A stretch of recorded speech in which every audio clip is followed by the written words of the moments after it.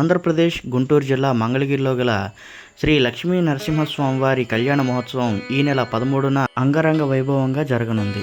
తర్వాత రోజు 14వ తారీఖు మహాదివ్య రథోత్సవం జరగనుంది. స్వామివారి వాహనం అయినటువంటి గరుడు వాహనంపై ఈ యొక్క రథం మీద రథారూఢుడై స్వామివారు భక్తులకు దర్శనమిస్తారు.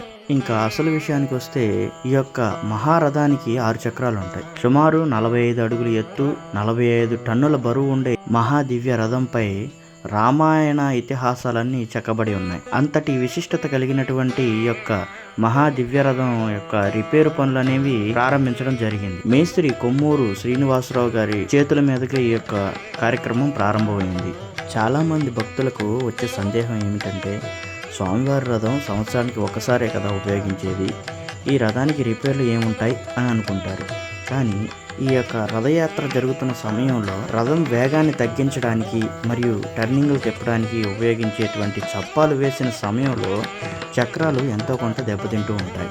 ఆ యొక్క మరమ్మతుల పనులు, అదేవిధంగా కుదుపులకి గురైన సమయంలో పైన యొక్క బుట్ట కదిలిపోవటం అలాంటివి జరుగుతూ ఉంటాయి. వీటన్నిటిని రిపేర్ల కింద పరిగణిస్తారు. ఈ యొక్క రథానికి ఉన్న బోల్ట్లు, నట్లు అన్నీ కూడా రీఫిట్టింగ్ చేసి చక్రాలకి గ్రీజు పెట్టి ఈ రథయాత్ర కోసం సిద్ధం చేయటం అనేది పెద్ద ప్రాసెస్తో కూడుకున్న పని. మీరు చూస్తున్నది ఇప్పుడు దెబ్బతిన్న చక్రం.